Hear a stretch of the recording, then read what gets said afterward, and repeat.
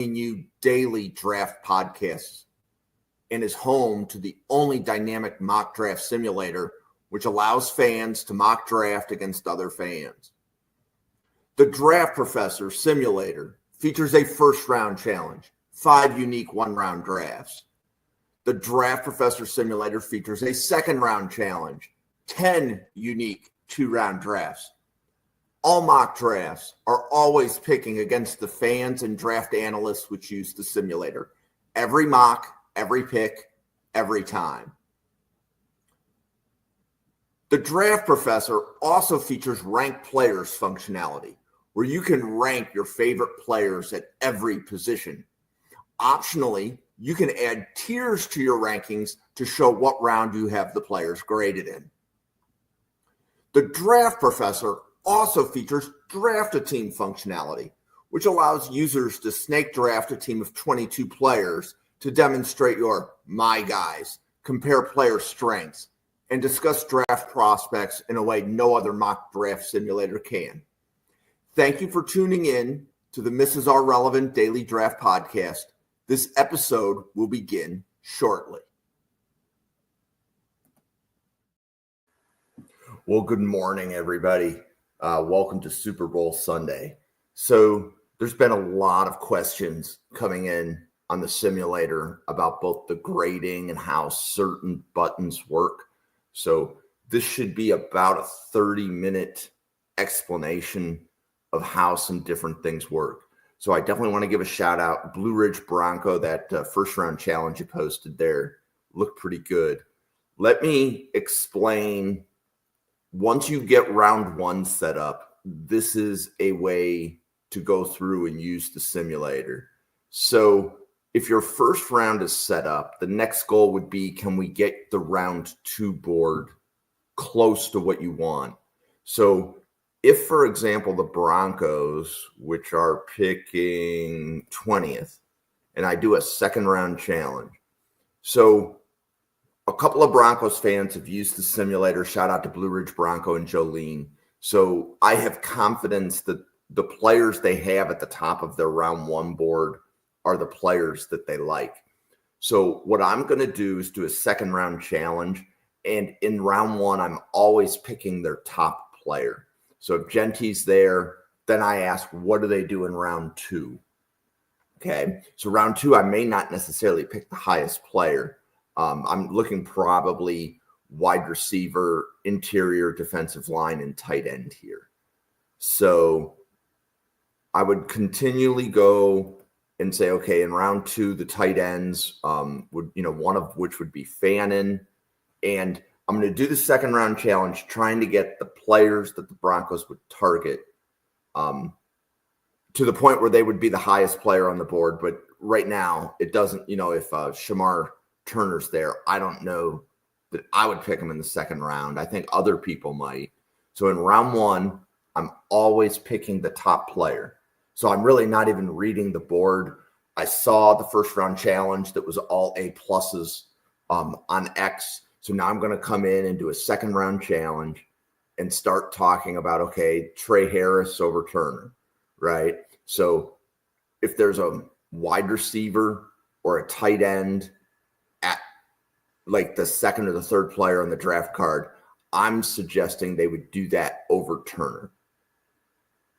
Now, with the algorithm for a second round challenge, it's a very rigid algorithm to try to see if players drop. So I don't know if they like Deone Walker, so I'm going to go with Restrepo over Walker. I know that they like interior defensive line. Players like Tyleik Williams. I don't know if Deone Walker falls into that same category, so I'm not going to be the one to pick. So then I go with Starks here because he was the highest, which means that I could do a running back in round 2. So let's look running back. They have Henderson up pretty high, as well as Caleb Johnson. And if you do, I would say about 3 to 4 second round challenges like this, by the 4th, you should have most of the players you want in round 2 high enough. It generally will take about 10 drafts to get somebody to go to the top of round one. It'll take between 5 and 7 second round selections to get somebody to be at the top. Right. So again, there I took Savaiinaea. I don't know that they need interior offensive line, but I do think with where the Broncos pick, that would be a value pick.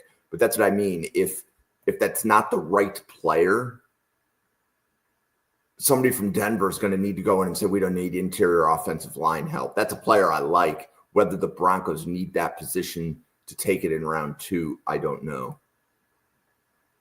Did I just take 2? Yeah, I just took 2 running backs back to back. The simulator won't do this. The simulator won't take 2 running backs in the first 4 rounds, or 2 of the same position in the first 4 rounds. That was me talking and not thinking at the same time. Okay, so if you get your first round board set up, the next thing I would do is do a second round challenge where you always pick the top player on the board. And then we would do like Gunnar Helm there. And the way that the algorithm works, round or iteration 1 and iteration 6 for the most part are the same. And then iterations 2 and 7 would be the same. 3 and 8, 4 and 9, and 5 and 10 would be very similar first round. The first round of a second round challenge is unique. If you really want to dissect what it's doing, what I would suggest is look at the first overall pick in round 1. And that's how I know that it's different iterations 1 through 5, is because I have it automatically programmed to always take a different player with the first overall pick, iterations 1 through 5, and then it repeats iterations 6 through 10. In addition to that, it will not let a team select the same player twice. So iterations 1 through 5, the same team can pick a player twice. And then iteration 6 through 10, that same player could be picked 2 more times.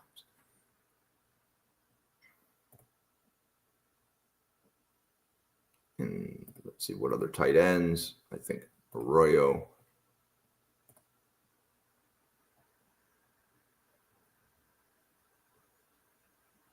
So I'll finish this up. I will actually post this to Twitter when I'm done with all of the explanations of the different settings. So this was a demonstration of a second round challenge.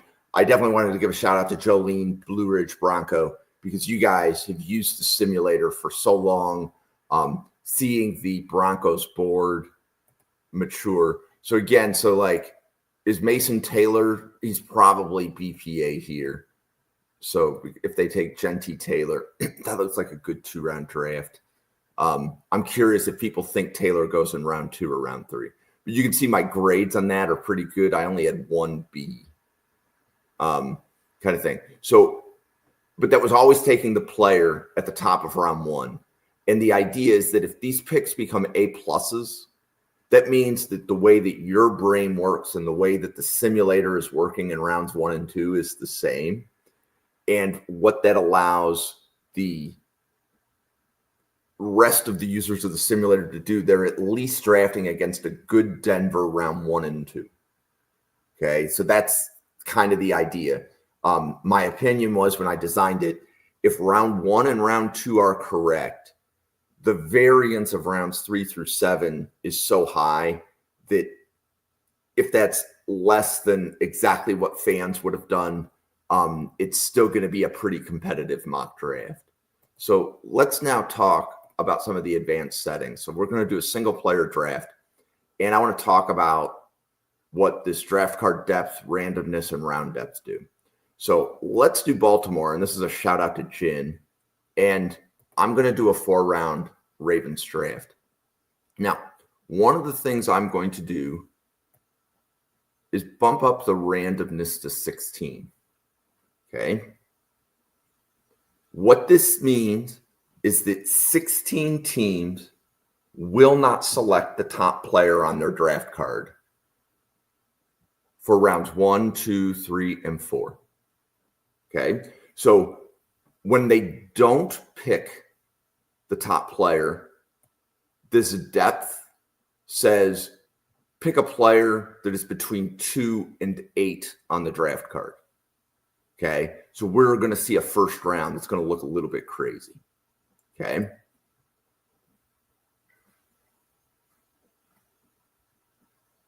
So with that bumped up, you're definitely going to see some things in round 1, and you're going to be like, that doesn't look right, but let's go take a look at how good or bad that round 1 was.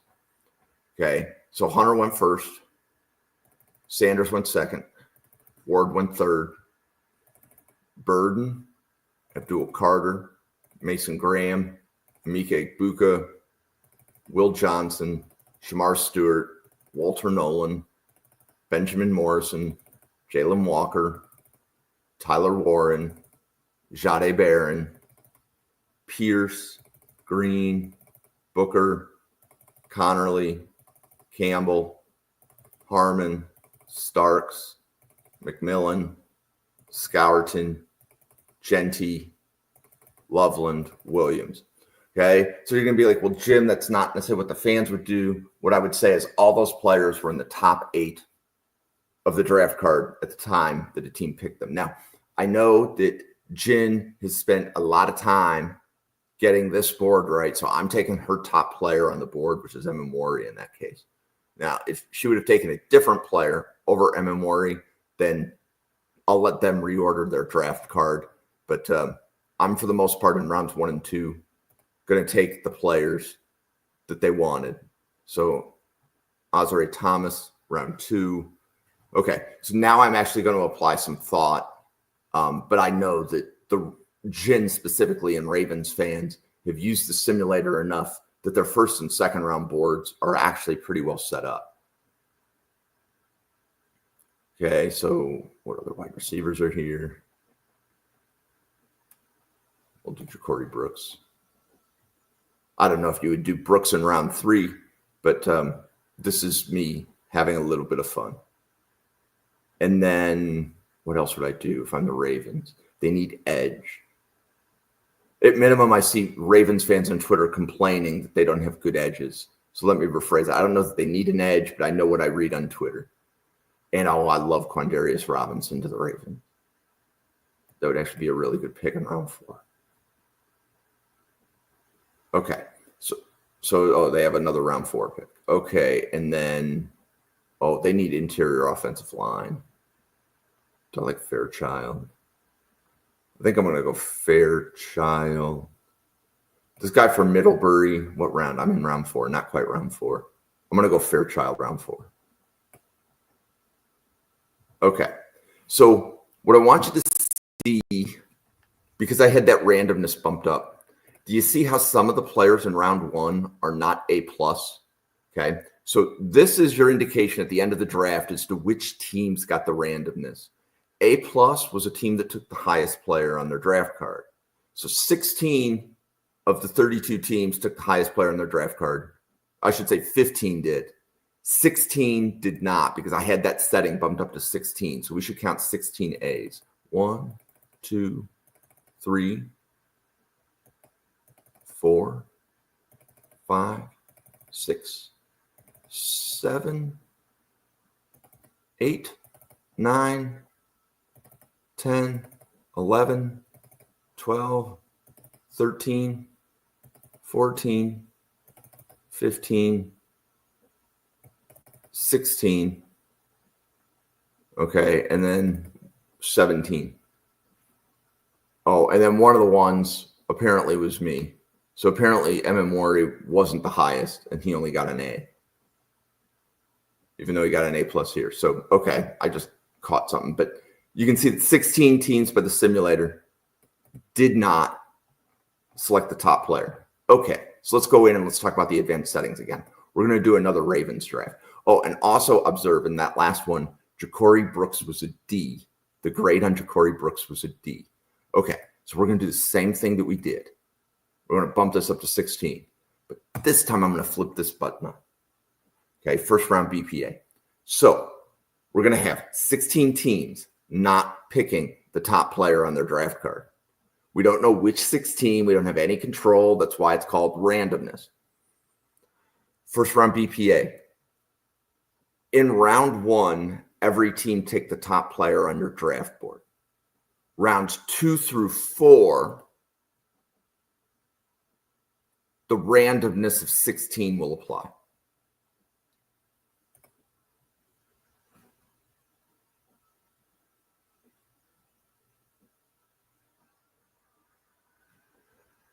So now I'm going to go through.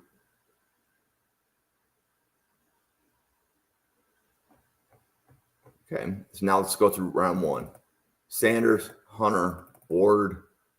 Graham is higher than Abdul Carter for the Patriots. Johnson, Walker, Stewart, McMillan, Booker, Simmons. Is Walker already gone? Walker went to the Jets. Nolan, Warren, Campbell, Green, Pierce. Connerly starts. Genty, Ikbuka, Williams, Campbell, Emenwari, Harmon, Loveland. Okay. So now in this case, I will take the highest player on the board, which is Membu.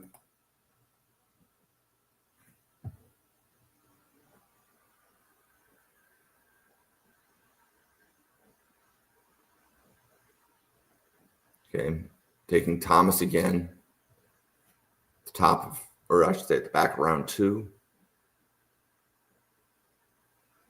Okay, so this time I'm taking Ja'Cory Brooks, as long as the simulator hasn't taken him. Okay, so you can see Higgins is there, and how high did Ja'Cory Brooks get when I took him last time? So he moved up. He's not going to be a D. So do you see that 20? That 20 tells me that grade's going to be a C.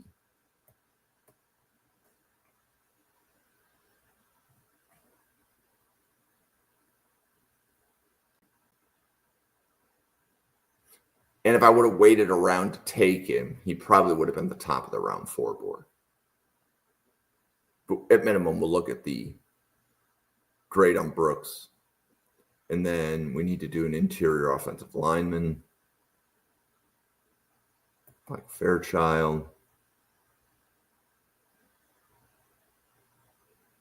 And then what kind of safeties look? Verdon, Reed, like Trader. Okay. So notice my Brooks grade went from a D to a C. So he was higher on the board when I picked him the second time. Okay. So the grades on the simulator, especially in rounds 4 through 7, a user's going to have more control over that. So the way that these buttons work right in here, so there's really 5 things: depth, randomness, first round BPA, second round BPA, and round depth. Those 5 buttons are the advanced settings. Draft card depth. How far down the draft card does the simulator look if it doesn't take the highest player? Okay. It defaults to 8. But if you said, Jim, I only wanted to select one of the top 2 players in the draft card, and then randomness says this is the number of teams that will not select the top player. So in this case, 16 teams won't select the top player, and those 16 teams are going to pick the second player on their draft card. First round BPA says for round 1, everybody take the top player. Round 2 BPA would be in round 2, every team take the top player in your draft card. Now, my suggestion would be, we are still before the combine. I would not turn these buttons on right now. Fans and teams are still trying to figure out their draft boards, right? We don't know who is available, who a team acquired in free agency and things of that nature. So I would leave these buttons off. As we get closer to the draft and we're reasonably confident that we know like how picks 1 through 12 are going to go, then I would probably turn those buttons on. Last year, the users of the simulator got 7 of the first 10 picks right. And considering that Michael Penix went at 8 and Joe Alt went to the Chargers and not the Titans, getting 7 out of 10 of the first round picks right is actually pretty cool. So I would be curious to see, every year I tend to look to see, okay, who do the fans think their team is going to take? And fans do tend to know, while we are dealing with the general public, I do think that the users of the simulator and fans do tend to know, within the first 10 picks, getting 7 out of the 10 right, I think is actually pretty incredible. So this has been a very short podcast. I can see that there's a few of you watching. To all of the new users of the simulator, thank you very much. If you have questions on how any of the functions work, I definitely welcome hearing them. Thank you very much and have a good day.